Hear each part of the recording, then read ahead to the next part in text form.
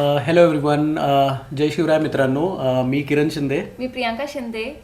So finally भरपूर दिवसानंतर आम्ही आमचा हा चॅनल सुरू केला आहे. आम्ही भरपूर विचार करत होतो की या चॅनलचं पण नाव आपण काय ठेवूया. सो फायनली आम्ही एक नाव पण ठरवलं आहे विच इज फ्री बर्ड्स. आणि ह्या चॅनलवरती तुम्हाला भरपूर म्हणजे kind of variety of content मिळेल पाहायला. येस. सो बेसिकली जसं प्रियंका म्हणाली की व्हरायटी ऑफ कॉन्टेंट असणार आहे ह्या चॅनलवरती. त्यातलं जर उदाहरण देण्याचं झालं तर ट्रॅव्हल असणार आहे, त्यानंतर फिश किपिंग रिलेटेड व्हिडिओज आम्ही बनवणार आहोत आणि असे बरेच काही व्हिडिओज तुम्हाला पुढे पाहायला मिळणार आहेत. सो जे ट्रॅव्हल कॉन्टेंट आम्ही म्हणालो, सो ते शेअर करण्यासाठी आम्ही रिसेंटली एक ट्रिप केली होती, हिमाचल ट्रिप. सो त्याचे काही शॉर्ट्स आणि त्याचे काही व्हिडिओज आणि एक्सपिरियन्सेस असणार आहेत जे आम्ही तुमच्यासोबत शेअर करणार आहोत लगेचच. So stay tuned with us. पाहायला विसरू नका आमचे जे अपकमिंग व्हिडिओ येतील ते. सामानावरून घरातून तातडीने निघून आम्ही मुंबई लोकल गाठली आणि थेट मुंबई सेंट्रलला पोहोचलो. तिथून मुंबई ते दिल्ली दुरंतो एक्सप्रेस पकडून आमच्या मित्रमंडळीसोबत आम्ही आमचा प्रवास सुरू केला. मजा, मस्ती, गंमत जमत करत कसा 14 तासांचा प्रवास अखेरीस आला हे कळालंच नाही.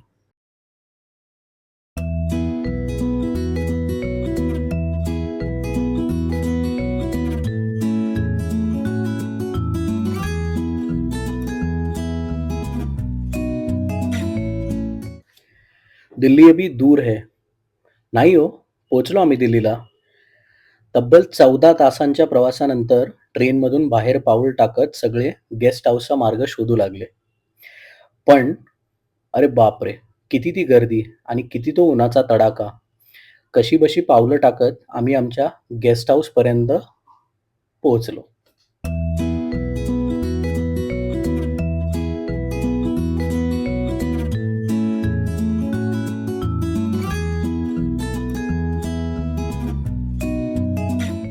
आता आम्ही दिल्लीमध्ये आहोत आणि दिल्लीमध्ये आमची एक फ्रेंड आहे. तिच्या फ्रेंडच्या मामाचं इथे गेस्ट हाऊस आहे, तर आम्ही तिथेच थांबलो आहे. तर ते आम्ही तुम्हाला थोडं एक गेस्ट हाऊसचं ओव्हरव्ह्यू देतो की कुठे आम्ही थांबलो आहे, कसा गेस्ट हाऊस आहे आणि एक्झॅक्टली काय आहे. सो हे आहे गेस्ट हाऊस. आम्ही जस्ट इथे आलो आहोत. जस्ट येऊन आम्ही सामान वगैरे ठेवलं आहे आमचं आणि आम्ही फ्रेशनअप झालेलो आहोत. सो ही आहे एंट्री. एंट्रीमधून इथे पुढे आलात तर हा आहे गेस्ट हाऊस.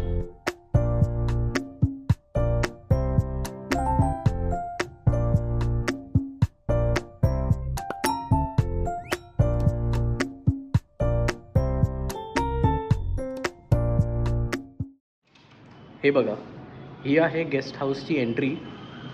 सो जर इथून आम्ही सरळ आतमध्ये आलो, इथे एक रूम आम्हाला अलॉट. अशा प्रकारे ही पहिली रूम आम्हाला अलॉट झाली होती, ज्याचा वापर आम्ही फक्त सामान ठेवण्यासाठी केला होता.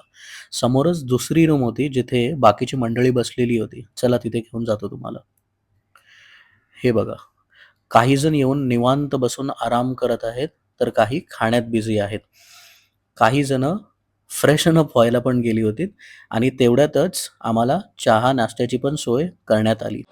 सो येस, हा असा गेस्ट हाऊसचा एरिया आहे आणि इथून आमचा जो नेक्स्ट पुढचा प्रवास आहे तो याच संध्याकाळी असणार आहे. तो असणार आहे शिमलासाठी. सो इथे दिल्लीमध्ये काश्मीरी गेट म्हणून बस स्टॉप आहे. तिथून आमची बस असणार आहे संध्याकाळी 9:30 वाजताची.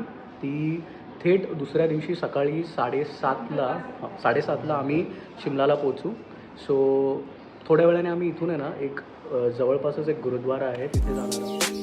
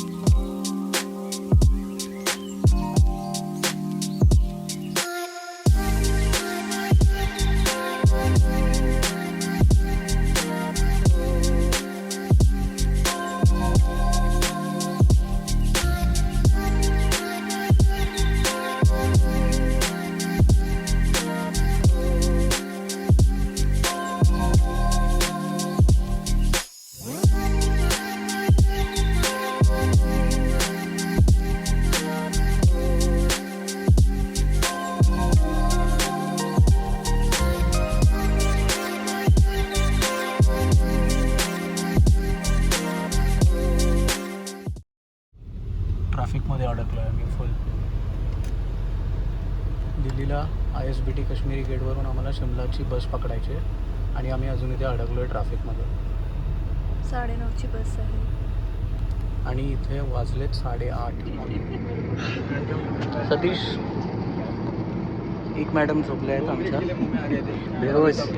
बेहोश एकदम. उठल्या मागेही दोघे जण आहेत आणि इथे दोघं जण बसलेली.